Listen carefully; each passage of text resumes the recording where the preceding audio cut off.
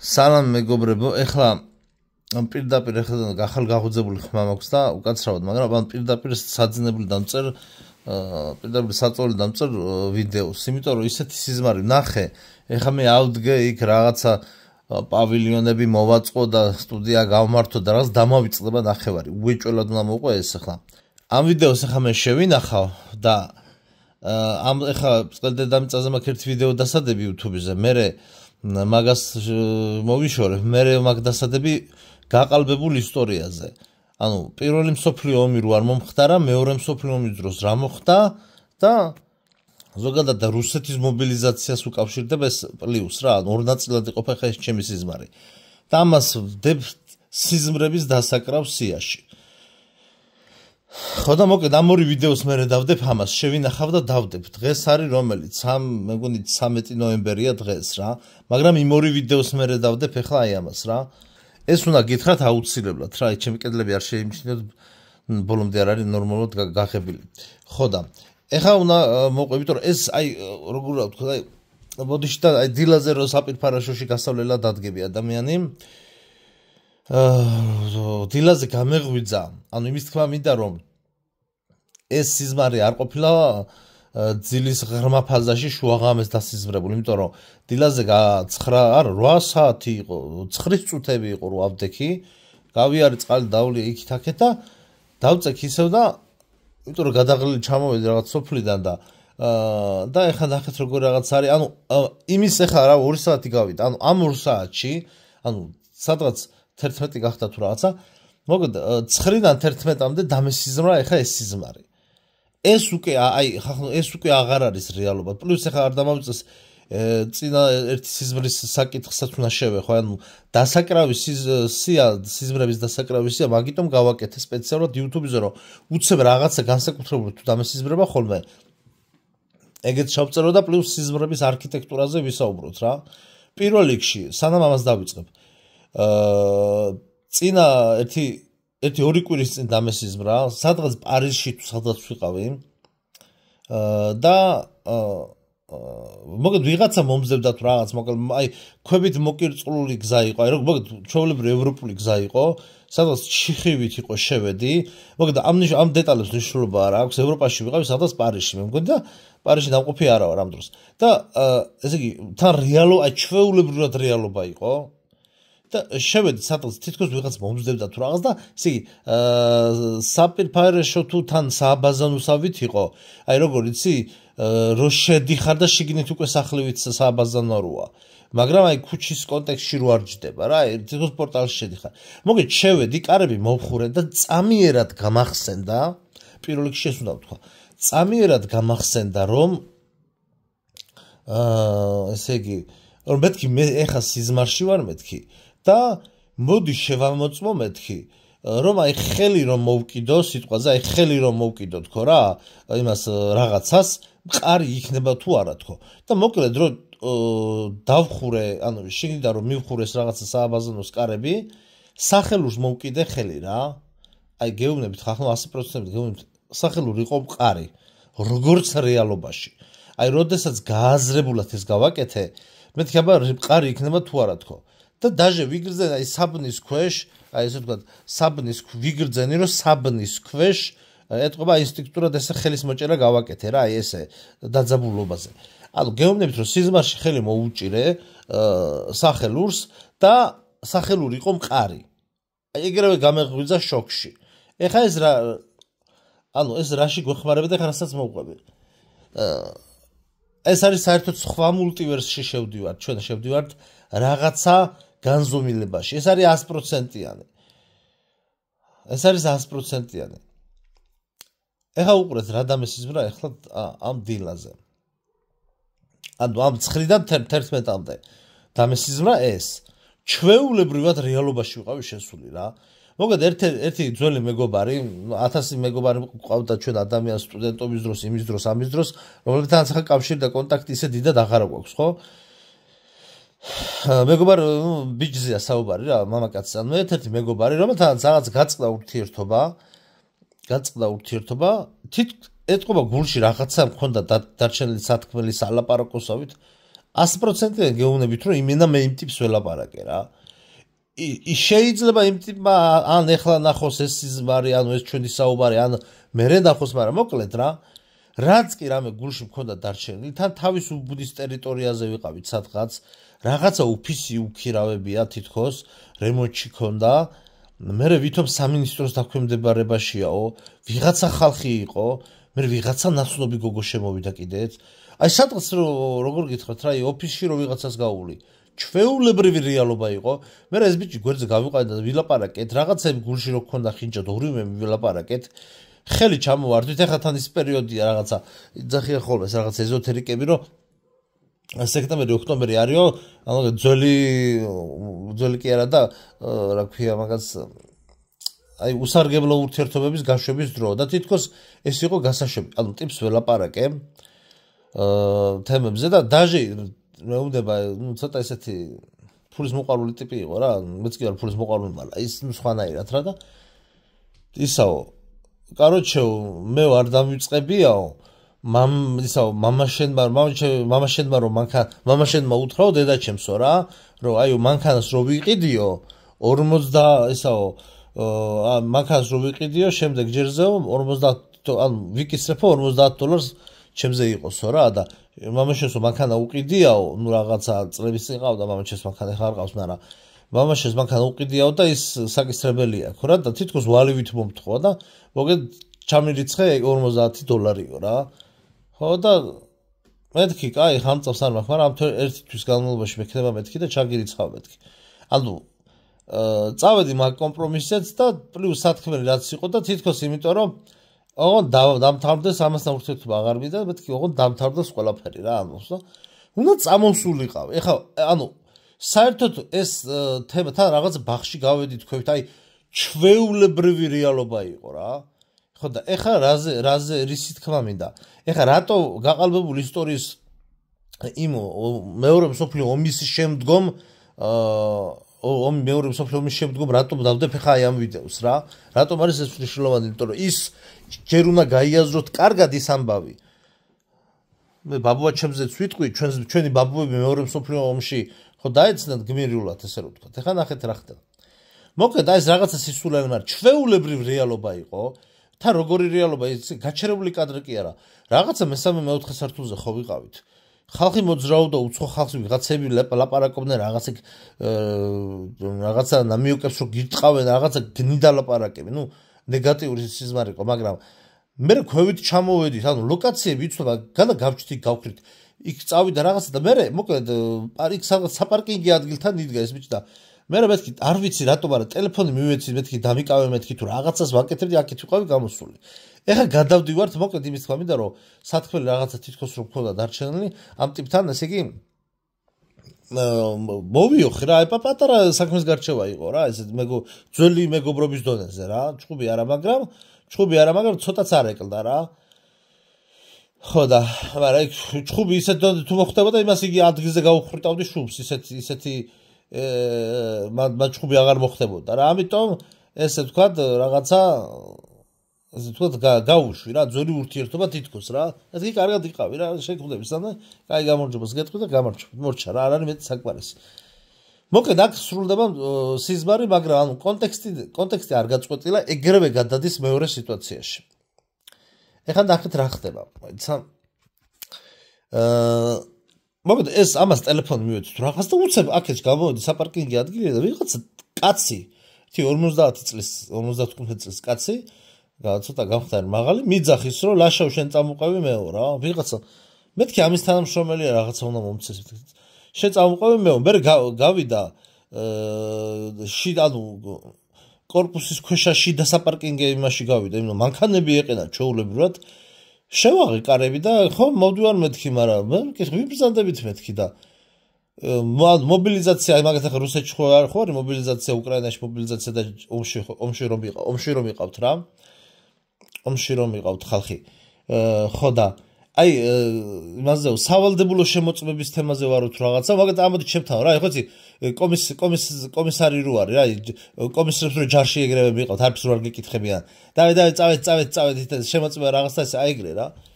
ეხლა მე წელწადახევრიანი ისეთი ჯარი მაქვს გავლილი, ციხეზე და ნებისმიერ ჯარზე უარესი რო არის. ჯოჯოხეთი გავიარეთ რა. ეხლა შევარდნაძის ეს მიშას დროს იყო ჩემი ჯარი. ეხლა შევარდნაძის დროს საერთოდ სხვა ჯოჯოხეთი ტრიალებდა. აქ სხვა ჯოჯოხეთი აქ მოწესრიგებული იყო კაზარმები გამართული, კაიჭამა, კაიჭესმა და მაგრამ ქართველს არ შეუძლია კარგად ყოფნა, არა ქართველი უნდა იყოს სუდად. ისეთი რაღაცა ყველანაირი პირობა გქონდა, კარგად ყოფილიყავით, მაგრამ ხალხმა შიგნიდან თავისი ღრძო, ბოროტი იმებით, აი ჩვენ ბოროტის სულები რა, ვიღაცეები და მოაწყეს საშინელებები რა.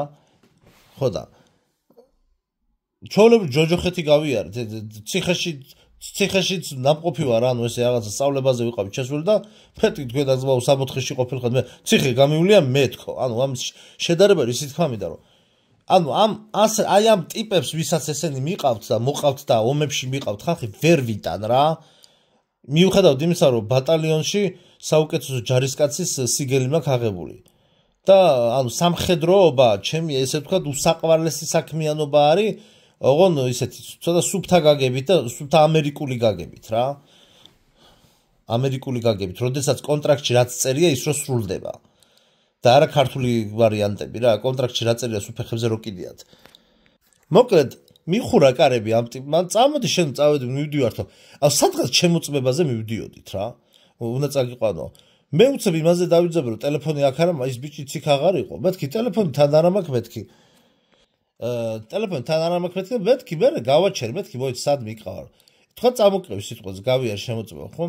დამაბრუნებ დღესვე მეთქი, არ ვიციო, ხვალვე მეთქი, არ ვიციო. ანუ ესე იგი დღეს ჯერ სად მიყავარ ის არ ვიცი მეთქი, არ იცი. ვითომ არ იცი. მე ხვალ დაგამაბრუნებს ხო ეგ არ იცი.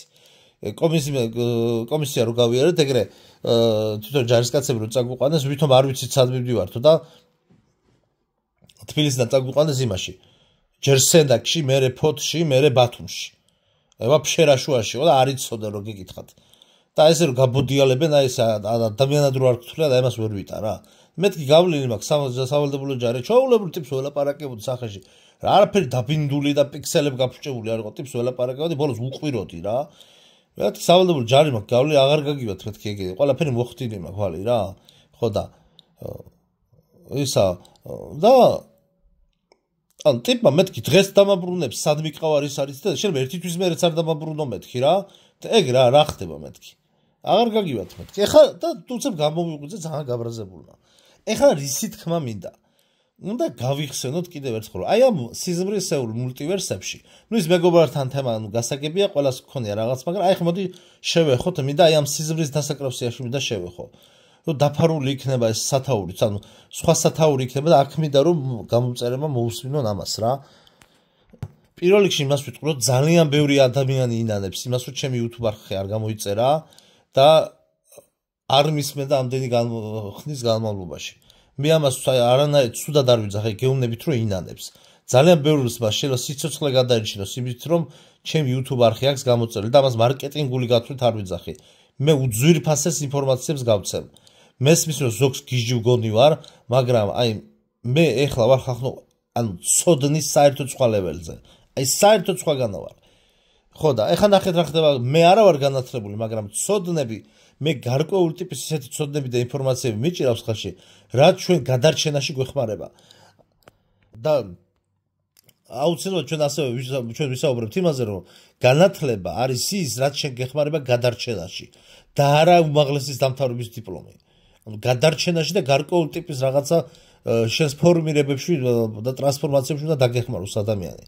შენ თუ გადარჩენაში არ გეხმარება, თავში მირწყი შენი ქიმიის ფორმულები რა, მე თუ ის გადარჩენაში არ მეხმარება. ხვდებით? დაზეპირებული რაღაცები, ეს არ არის განათლება. რაღაცებს რო გაზეპირებინებენ და მე რაღაც გამოცდებს გიწყობენ, ეს არის უბრალოდ ადამიანის რობოტად გადაქცევა. ამას გინდა ეროვნული გამოცდა დაარქვი, გინდა შიდა საუნივერსიტეტო. რაც გინდა ის დაარქვი, რა ტიპის გამოცდაც გინდა იყოს ეს. ხო და რას ვამბობდი? ხო და ეხლა ნახეთ რა ხდება ომთან დაკავშირებით და ბრძოლასთან დაკავშირებით. მე დავდე ვიდეო, ანუ YouTube-ზე თუ ჩასკროლავთ, 1-2 წლის წინ მაქვს დადებული, ხმამაღლა განვაცხადე მე რომ მე ანუ და მე მგონი სადღაც ვაჟებშაველას კოსმოპოლიტიზმი, აი ვაჟებშაველამ რო წამოწეს კოსმოპოლიტიზმის თემა, აი მაგ თემებს შევეხებ, მე მგონი მათ ვიდეო მიდევს რომ მე ამ ომს ხარს არ უჭერ და მე ამ ომში მონაწილეობას არ მივიღებ თქო რა. ვიგულისხმე რუსეთ-უკრაინის ომში და უბრალოდ რუსეთ-უკრაინის მსგავსი და აი საქართველოს რო რუსეთთან იომოს. აი კონკრეტულად რუსეთთან რო იომოს აქ საუბარია, იმიტომ კი არა რომ რუსეთუმე ვარ, არა. აქ საუბარია იმაზე რომ მართლმადიდებელ ქვეყანასთან რომ არ უნდა იომო, ეს ერთი.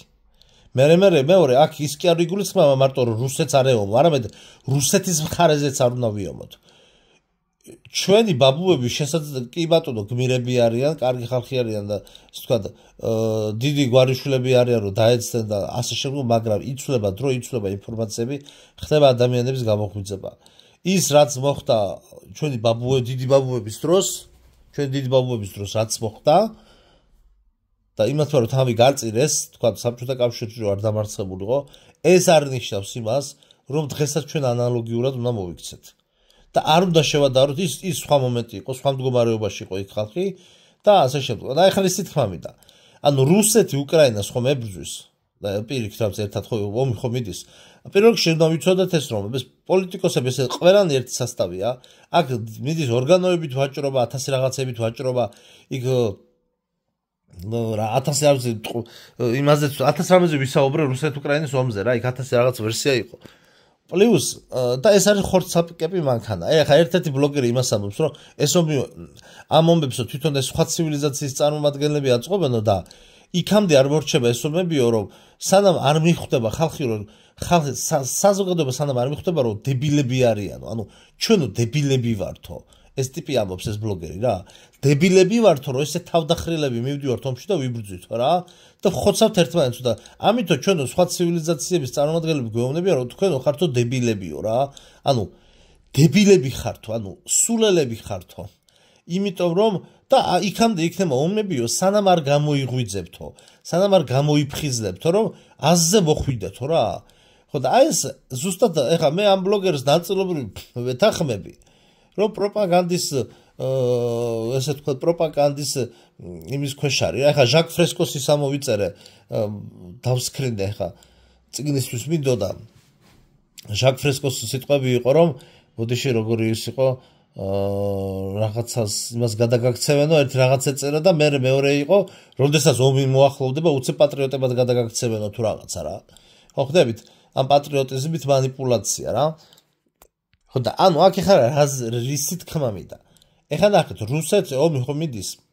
ანუ რუსეთის მოქალაქეები და რუსები ვინც არიან ხო გაიწვიეს და ჩახოცეს ეს ამდენი ხალხი. ეხლა ახალი ამბავია ამ დღეებში იქ კანონებში რაღაცა მიიღეს ერთ-ერთმა ბლოგერმა ისაუბრა. მოკლედ რუსეთში ვინც არის ეს არ ვიცი ხა ნებართვები თუ ბინადრობის ცხოვრება თუ რაღაცეები რა მოგეთ ჩვენი ქართველებიც არიან და უცხოელებს მოგეთ აი ვინც არ არის მოქალაქე და რუსეთში ცხოვრობს რუსეთის კმაყოფაზია თუ რუსეთის ბიუჯეტში ფული შეაქვს თუ რაღაცა მოგეთ რუსეთში ვინც ცხოვრობს ამ ბინადრობის და რაღაცა ტიპის ამ სხვადასხვა ფორმალობებით მაგრამ მოქალაქე არ არის მაგათი შემოწმებაც იწყებაო რა ანუ მაგათაც გახიკავენ ომში ხო და ახლა რაზე არის საუბარი შემდგომი ანუ ნახეთ ეს სავარაუდოდ მომავლის ინფორმაცია და შემდგომი შეიძლება აღმოჩნდეთ ჩვენ საქართველოს და საქართველოს რადგან კურსი ნაწილობრივ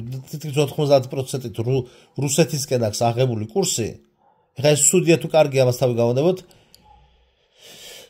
ამას თავისი დადებითი და უარყოფითი ხარები აქვს რადგან აქვს აღებული კურსი შესაძლებელია ჩვენამდე მოვიდეს ეს და მე მინდა რომ ეს ყველაფერი თქვა წინასწარ მე ვეღარ გეტყვით ხალხნო კანონებს ისე იღებენ რომ აგერ ხო ხედავთ Facebook პოსტების გამო აჯარიმებენ და იჭერენ ხალხს მე ფაქტს ვამბობ თორე მაგ პოსტებს ზოგს ვაფშე არ ვთანხმები მაგრამ მე გეუბნებით ფაქტს ხვდებით რაზე საუბარი ამიტომ მე როდესაც ვიძახი რომ მომავლის მებრძოლი ვარ ეს ნიშნავს იმას რომ მე ვიბრძვი მომავალში მე ეხლა შენ გეუბნები ისეთ რაღაცას რომ მომავალში მოგაგებინო ბრძოლა რამდენი რამე მოხდება ხოლმე ამა თქვი შენი აზრო ვეუბნები რომ შედი YouTube-ზე 2 და 3 წლით ადრე მაქვს ნასაუბრებით რომ ვიცოდი რომ ეგრე მოხდებოდა ხო და ჩემ ვერაც მქონდა ნათქვამი იმაზე მარიგებენ ხოლმე ჭკუას რა 3 წელს რაც ვილაპარაკია 3 წელს ადრე რაც ვილაპარაკია ხოლმე იმაზე მარიგებენ ხოლმე ჭკუას ბიჭო რას მარიგებ ჭკუას მე შევქმენი მაგ რეალობა მე შევქმენი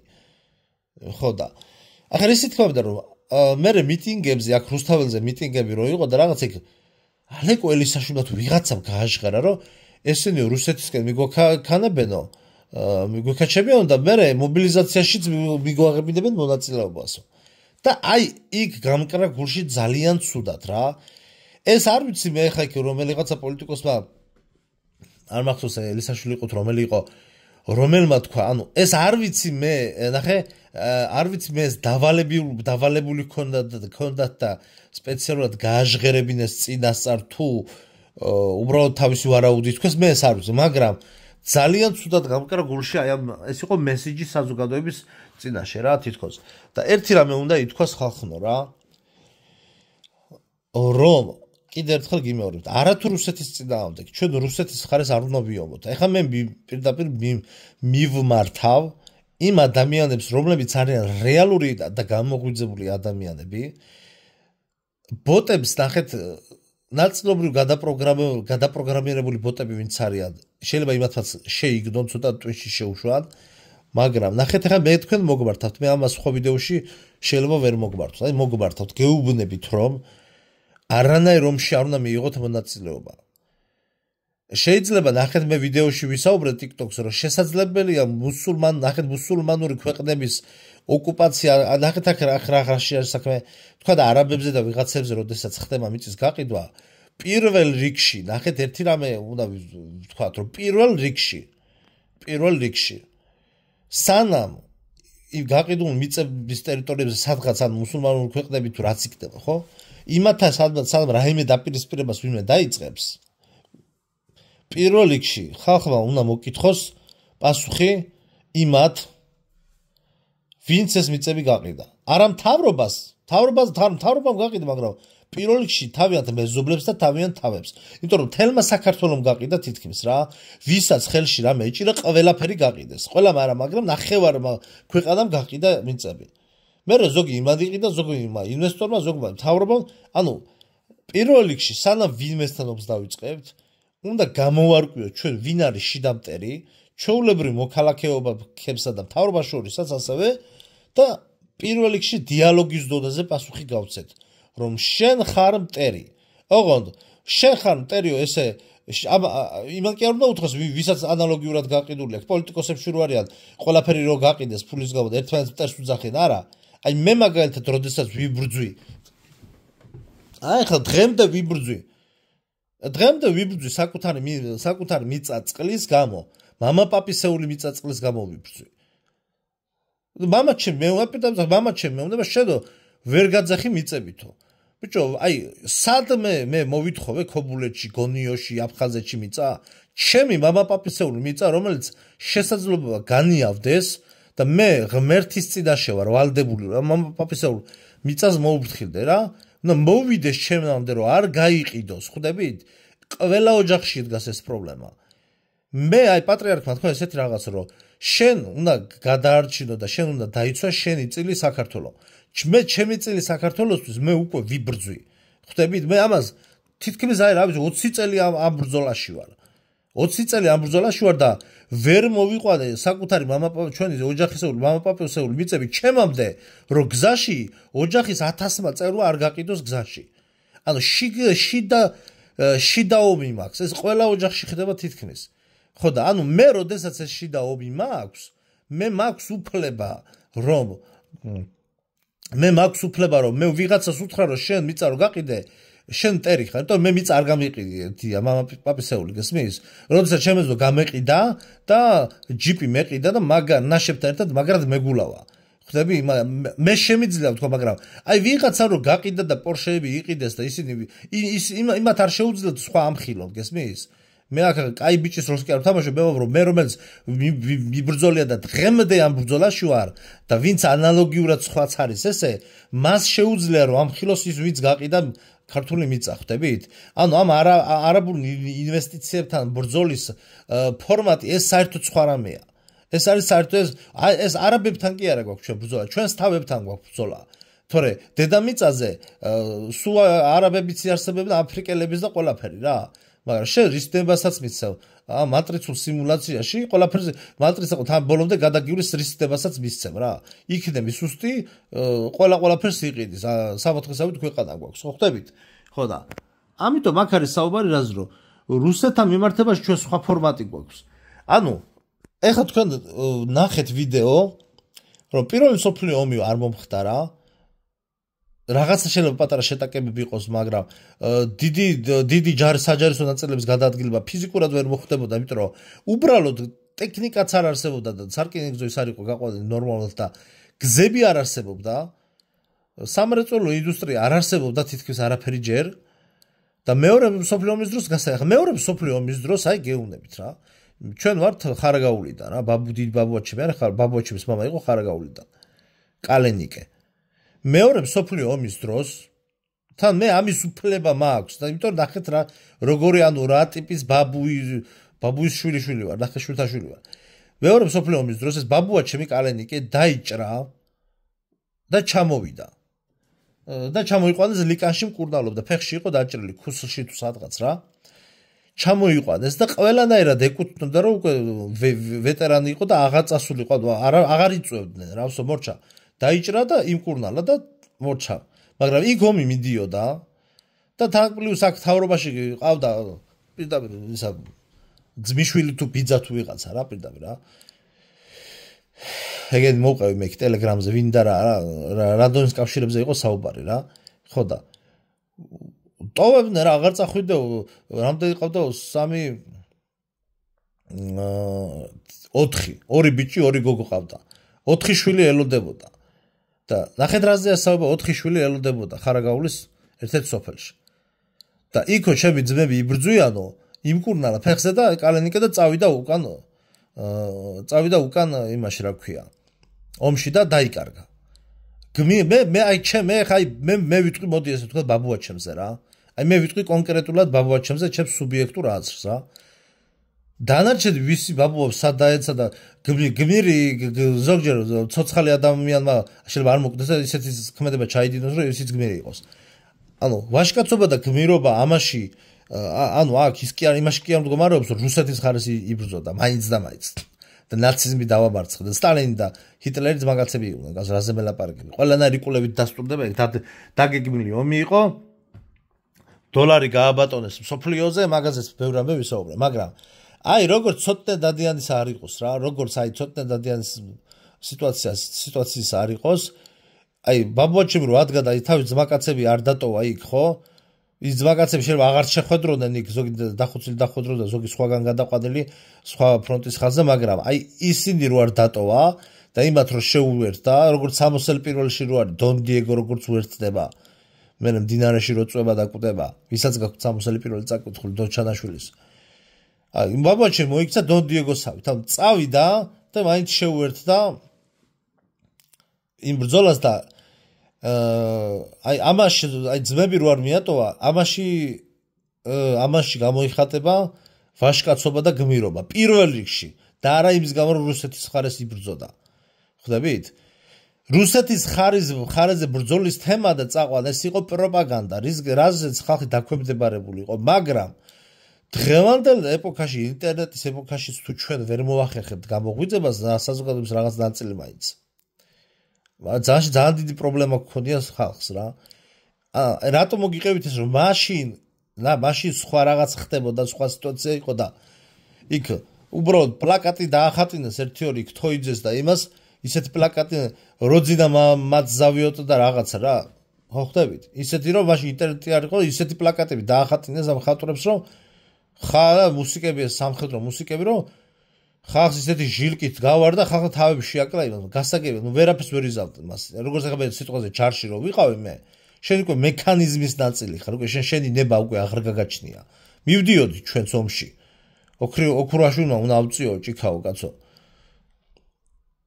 ცხინვალშიო ჩვენ სულ იმებში ვიყავით რა ქვია განგაშებში და როდესაც ჩვენ მივდიოდით შენ იქ უკვე ვეღარ იტყვი როდესაც იქ ხარ ჩართული შენ უკვე ვეღარ იტყვი ბრძოლაზე უარს აი მაგალითად როგორც ახლა სიტყვაზე საკონტრაქტო ჯარისკაცი ფიზიკურად უკვე რობოტი ხარ რა, ანუ ცუდი გაგებით კი არა.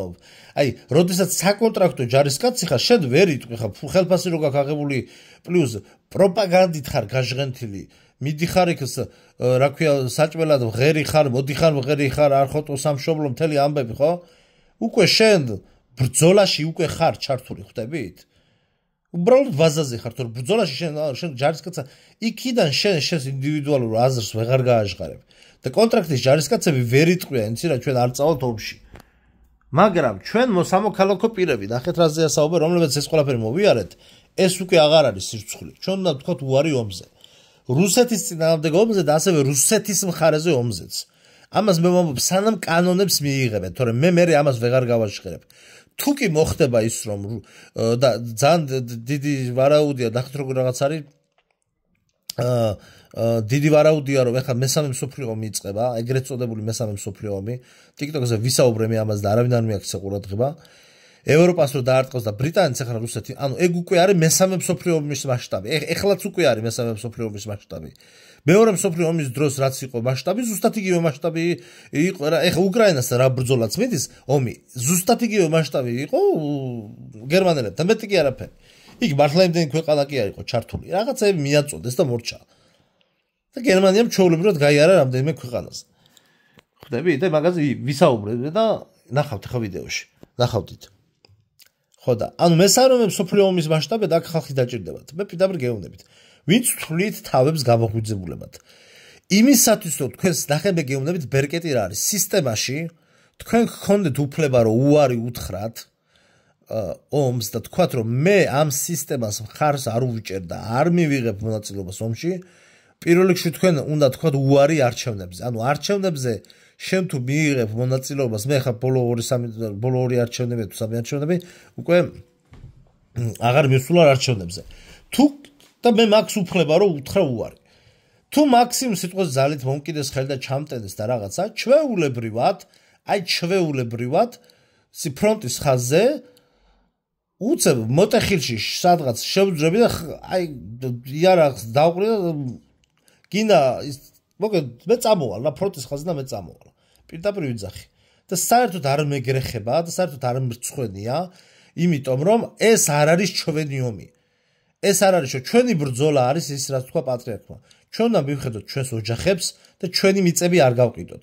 აი ეს პატრიარქის კურთხევა რო არ შეასრულა ხალხმა და მიწები გაყიდა, არაბიზაციის და რაღაცების საფრთხე მაგიტომაც გაჩნდა. ხვდებით? ისე როგორც მე და სხვა კიდევ ბევრს უბრძოლია ხო თავისი ოჯახის ქონების გამო და კბილები დაუცავს ხო ისე რომ ებრძოლა ყველას ეს პრობლემა აღარ დადგებოდა. ხვდებით? ამიტომ ჩვენი ბრძოლა არის შიგნით ჩვენს ოჯახებში და რუსეთი და პუტინი და ვიღაცები რაღაცებს სადღაც იბრძვიან და ეს გლობალური მასშტაბის მე ტიპები 3 წელი ომობენ და მე ხელს ართმევენ ერთმანეთს და კაი გავაგზავნოთ ისევ ეკონომიკური ისევ რაღაც მიმოცვლაო და თითქოს ეს ომი არც ყოფილაო. იმისი არ იყოს. რატო პირბადე არ გიკეთიაო?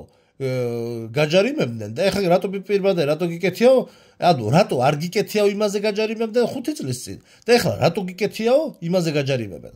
ნუ იქ რა მიტინგის ამბავში. ნუ გასაგებია ეს კი ბატონო, მაგრამ ანუ ხომ უნდა მიხვდეთ ხახნო რაღაცას. სისტემა დაქცინის. 5 წლის წინ გრაზეც გაჯარიმებდა, რატო არ გიკეთია, ეხლა რატო გიკეთიაო? ანუ ხდე აი ეს ატომის დაცინვა არის ადამიანების. ამიტომ სისტემას ჩვენზე ანუ თავი უნდა იგრძნოთ შეურაცხყოფილად, როდესაც თქვენ ომში გაგიწევენ. ამიტომ მე ეხლა შემიძლია და მე ვეღარ ვისაუბრებ. ომში, როდესაც კომპენსები და რაღაცები მოგვადგებიან, ანუ ომში არ უნდა წახვიდეთ. თქვენ უნდა განაცვლოთ თუ არა. უნდა თქვათ, რომ მე მაქვს არჩევნებზე მე მონაწილეობა არ მიმიღია, მე ამ თავრობისთვის ხმა არ მიმიცია, ანუ უბრალოდ თავრობისთვის და პარტიებისთვის კი არა, სისტემისთვის მე მხარი არ დამიჭერია. და კიდევ ერთი იცოდეთ, ნებისმიერი პარტია, ნებისმიერი, რომელიც პარტია, ანუ ნებისმიერი ეს ჯგუფი, რომელიც პარტიად დაფიქსირდება, ის უკვე არის მატრიცული სისტემის ნაწილი. ნებისმიერი.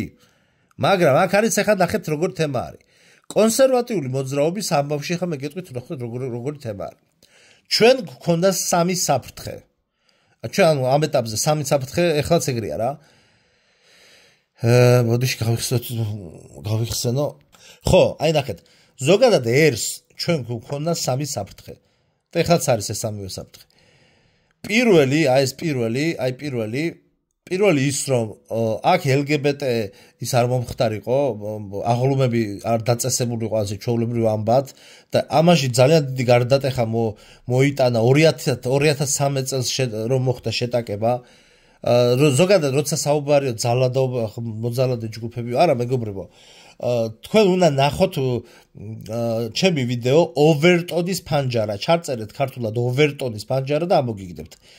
სინამდვილეში იქ LGBTQ და რაღაცა იმების დამცველი ხალხი, რომლებიც წყნარად იყვნენ მოსულები, სინამდვილეში ისინი წარმოადგენდნენ ოვერტონის ფანჯრის სქემის ერთ-ერთ ნაწილს. სინამდვილეში მოძალადე ჯგუფები იყვნენ ისინი, ვინც LGBT სასტავი რა მოგდა არასამთავრო, ისინი იყვნენ მოძალადე ჯგუფები და არა ის, ვინც ხელს იქნებდა და ურტყავდა მათ. ეს უნდა გაიაზროთ. ოვერტონის ფანჯარა ჩაწერეთ, ვიდეო ნახეთ ჩემი, გითარგმნეთ უნიკალური მასალა და მიხვდებით, ვინც აზროვნეთ. 2013 წელს მოხდა გარდატეხა იმ ძალიან დიდი რომ ანუ ჩვენ ახლა ვთქვათ სოფლიოსთვის, თანამედროვე სოფლიოსთვის იმ მომენტში ჩვენ გამოვჩდით როგორც ველურები, თითქოს რაღაც კავკასიელი ველურები ვიყავით, რომ ეს თანამედროვე ტენდენცია არ ვერ მივიღეთ და გავიდა 10 წელი და მერე თქვეს რომ აი ქართველებს საყოლო ევროპელებმა თვითონ ევროპელებმა თქვეს რომ მათო დაიცვესო თავიანთი ოჯახური სიწმინდა და ტრადიციებიო და რაც ჩვენ დაგვემართაო ჩვენ გავატარეთ ყურებშიო აი მათ არ გაატარესო და მოგეთ იმიტომაც ჩვენ ქვეყანა აღარ აგვაქვს. მოკლედ პირველი საფრთხე იყო ეს LGBT გარყვნების პროპაგანდის შემოსვლა და ქართველმა საზოგადოებამ ეს საფრთხე ამ ეტაპისთვის გადაჭრილია, მოგებულია ბრძოლა, ამისთვის ხალხი ციხეებში ჩაჯდა. ეს ერთი. მეორე საფრთხე იყო ის რომ ამ ეტაპზე ესენი დაგროვებული მქონდეს სათქმელი და უნდა მეთქვა. ესე იგი როგორ უნდა მეთქვა? ოდიშით. ხო, მეორე საფრთხე იყო აი უკრაინასთან ომი რო დაიწყო და საქართველოს ჩართვაც რო უნდათ ომში, რომ რუსეთის წინააღმდეგ არ დაწყო, აქ არ გახსნილიყო მეორე ფრონტი.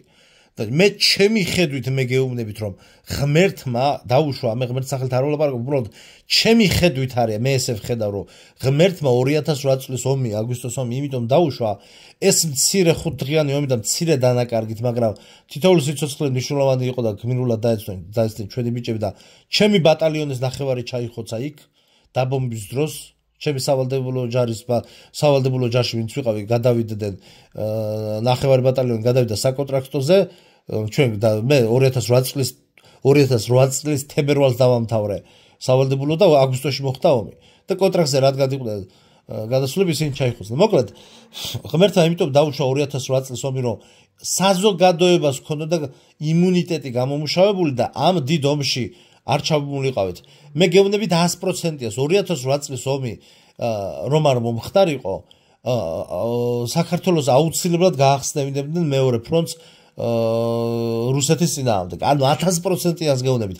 ამიტომ შინდისის გმირები და ის ხალხი და ამწუხელიძე და ის ხალხი, რომლებიც იქ დაეცდნენ, ყველანი რა არიან ორმაგად გმირები. მათ მოიგეს 2008 წლის ომი. მოიგეს. აქ ამ წაგემა მოგებას ხალხი როგორც ფეხბურთის თამაშს ისე უყურება, არა.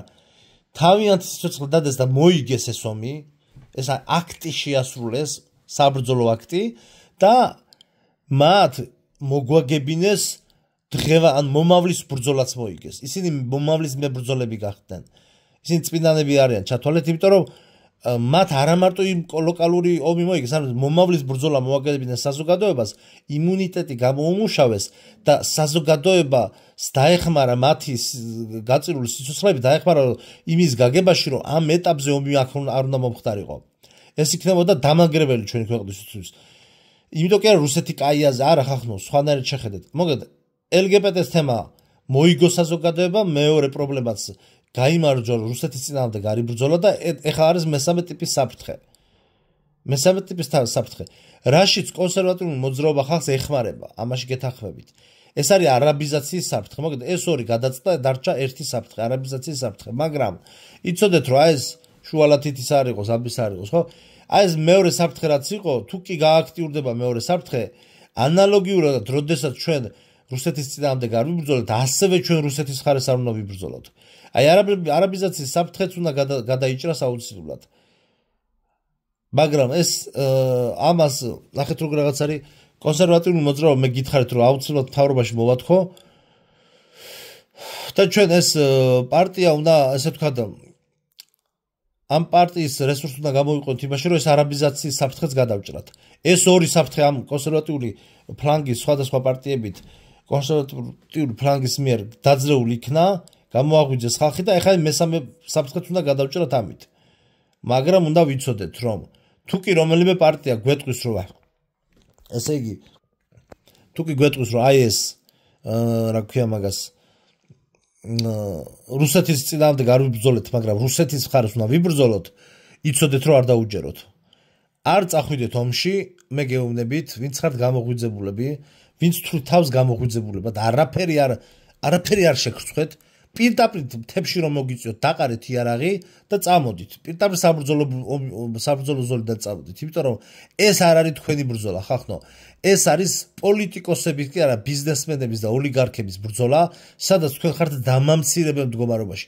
დამამცირებელი ის კი არ არის რომ ის არ ქვია რასახიან ისახარო რომ გამოიპარება ახალგაზრდებული ვარ ტერმინებს ვერ ვიხსენებ დეზერტირი ხო დეზერტირი კი არა ხარ დეზერტირი მოიფიქრეს ეს დეზერტი ომინა გამოსა დამამცირებელი ეგ დეზერტირობა კი არა დამამცირებელი არის ამ ომში მონაწილეობის მიღება სადაც შეხარე პაიკი აი ჩვეულებრივი პაიკი ამიტომ ნახეთ თქვენს ოჯახში როდესაც იბრძვით რომ საკუთარი ქონება შეინარჩუნოთ თქვენ ხართ მეფე თქვენი ოჯახის და არა პაიკი მაგ ბრძოლაში თქვენ პაიკი არ ახართ თქვენ სხვის ბრძოლაში იბრძვით სხვისი მილიონები რომ მოიხვეტოს და ამ ოლიგარქებმა რომ ბავშვების ორგანოებით ივაჭრონ, აი მაგ ბრძოლაში მოგიწევთ ბრძოლა.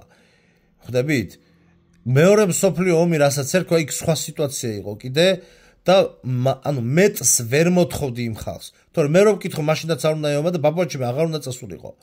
კი, გმირი გახდა, მაგრამ ის 4 შვილი რომ გაიზარდა უმამოდ, მთელი ის შიდა ოჯახურ სიტუაციებს ყველაფერს ხო ვერ მოვყვები.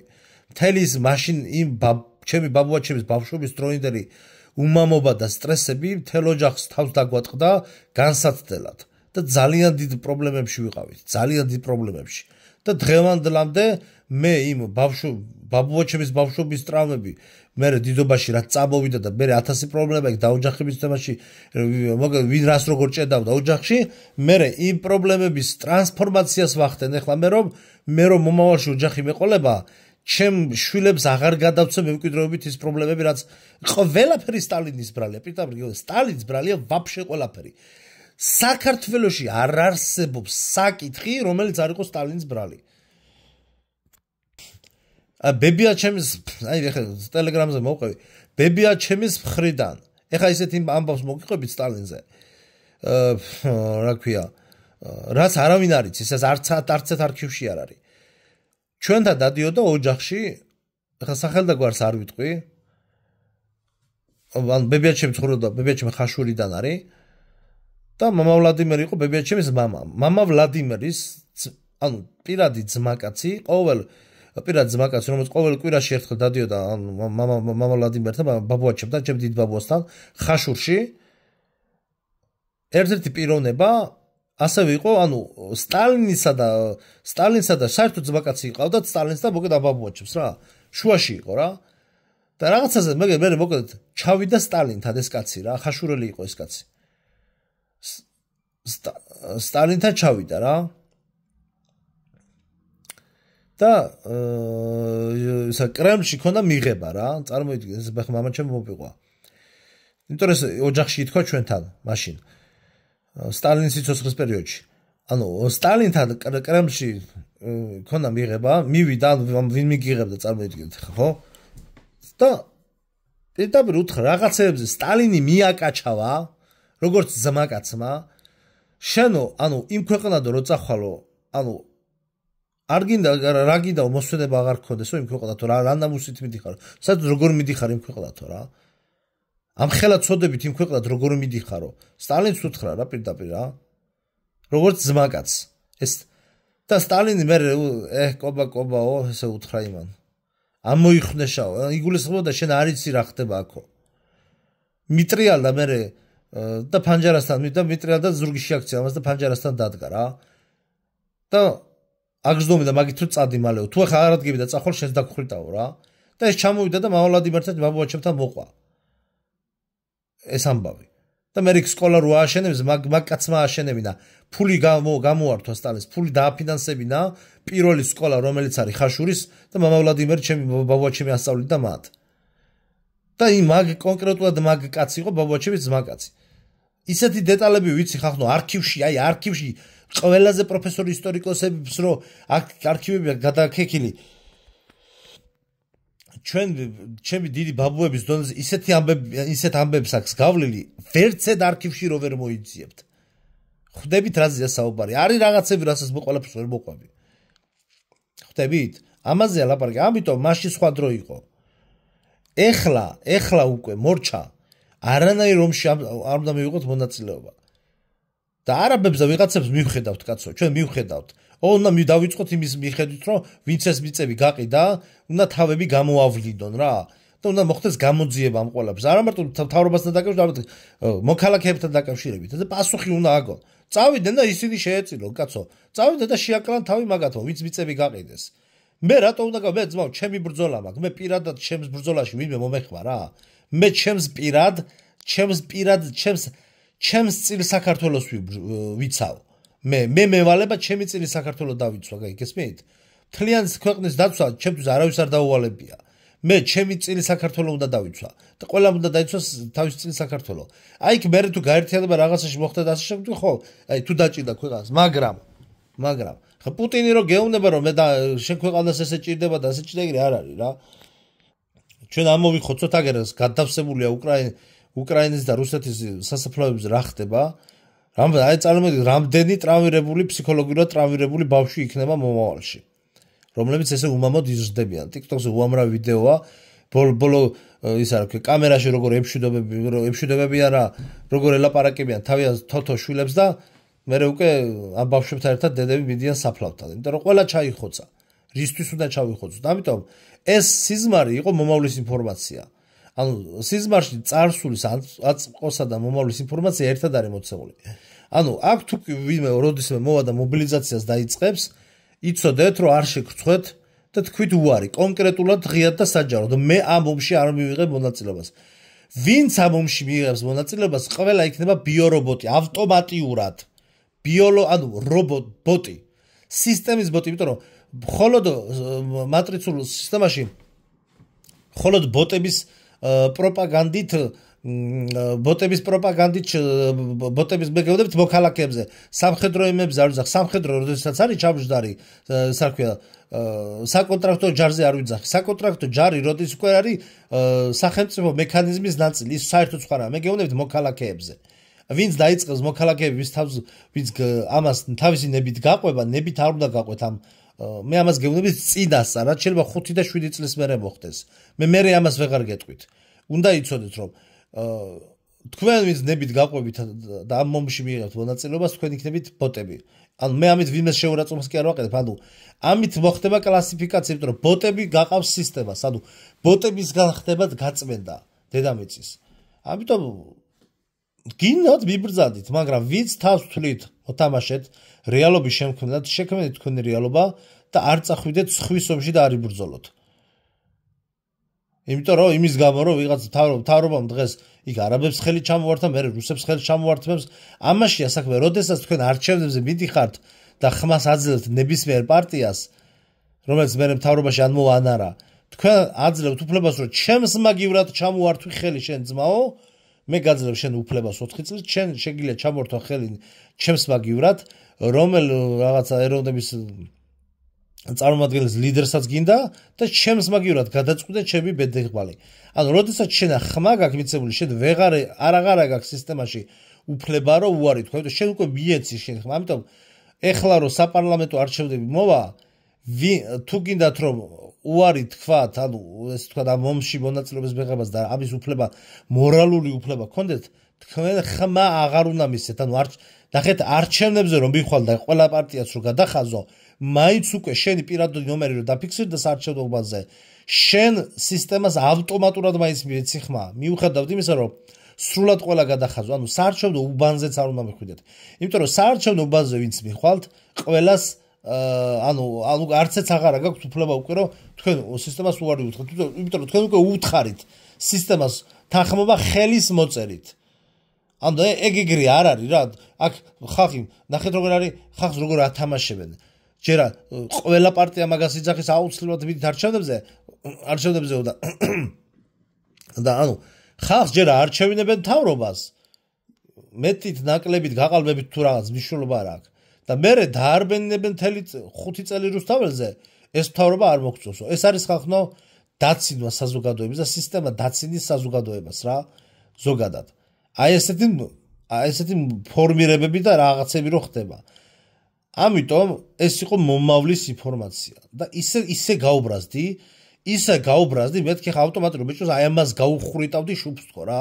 აი სიზმარში რო ვიღაცა ტიპის ვეკაჩავებოდი მოვიდეს სავალდებულო მოვიხადე და წამას ხა სადღაც ომში ვიღაცა ტიპმა ხელფასი აიღოს და მე პენსიაში გავიდეს თვითონ და მე მიწაში ჩავდა კაცო სიკვდილით ყველანი მოკდებით ადრე თუ გვია მაგრამ სხვის ომში მე არ მივიღებ მონაწილეობა საჯაროდ ვაცხადებ იმენა ჩემიანების დახოცვა რომ მომიწვიოს იმ ვიღაცა რუსების და ოფიცრების იმათ დავხოცავ მერე დავყრი იარაღს და მერე წამოვალ რომ მომიწვიოს და მაგრამ ნახე თუ დამხრიტავე აცუდე დედაც ვატირე რა მაგრამ მე იმას ვამბობ რომ მაგაშია საქმე რომ მათ კარგად იციან რომ მატრიცულ სისტემაში მათ კარგად იციან რომ ძალის დატანების ან დახვრეტის შემთხვევაში მათ სად თვითონ სისტემაზე სხვანაირად ტრიალდება კარმა რა ხვდებით ამიტომ პროპაგანდა ხახდო მილიონობით და მილიარდობით დოლარს ამ პროპაგანდაში იმიტომ დებენ ამ ხელად ახებს რომ შენი ნებით ან ტვინი გამოგირიცხონ და შენი ნებით წაგიყვანონ ამ ომში ხვდებით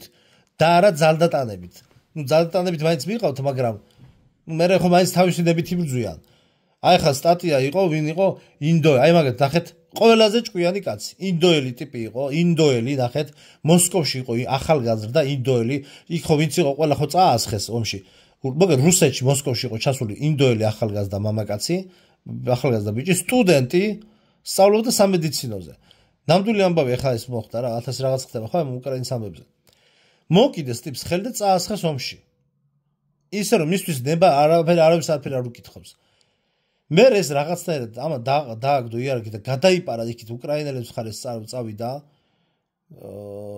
ეს ამათი გრიზნიამაც უეკიდა რუსებსა და უკრაინელებს შორის ახდებოდა გადაიპარა ჩაბარდა ტყვედ უთხრა იქ ხალხს ეს სტატია დაიდო უთხრა უკრაინელებს რომ ტყვედ გვარდებით არავინ არ მომიკლავს არც ერთ მხარეზე უბრალოდ მოვხვდი გაუგებრობაშიო რა და იქნება დეპორტაცია მოახდინოთ ჩემი ინდოეთშიო აი მე ძალიან დიდი პატივისცემა და რესპექტი აი ამ ინდოელ ბიჭს რა აი ეს არის გამოღვიძებული აზზე მოსული ადამიანის რეალური ადამიანის მოქმედება აი რა ხდება უკრაინაში რა პუტინი რა ზელენსკი ამ ზელენსკის 500 ჯერ დაიბარებენ და თეატრი თეთრ სახლში ხახნო იმას ტრამპთან თეატრი ხახნო ჩვეულებრივ და ამდენი ხალხი რისთვის იყოცება აი რისთვის ამიტომ უნდა გამოიღვიძოთ და წინასწარ გქონდეთ პასუხი არა არჩევნებზე არ მიხვიდეთ და ავტომატურად აღარ წახვიდეთ არანაირ ომში მე პირადად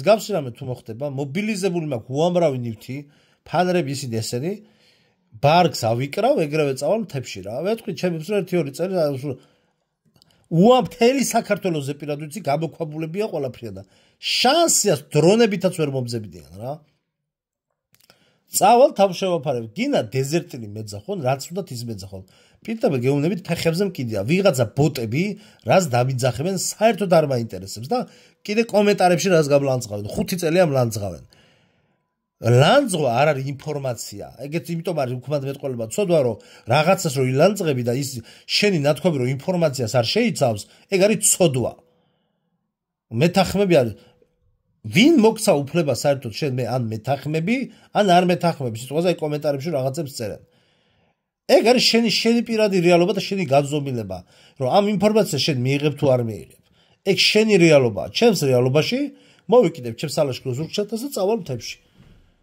დავარტყავ ერთი წრე საქართველოს სანამ ესენი მომობანას მორჩებიან მაგრამ მე ამათთან არანაირ ბრძოლას არ მიუხედავად იმისა რომ ტყვიაში ვაჯერა საუკეთესო მსროლელი ვარ კალაშნიკოვზე რა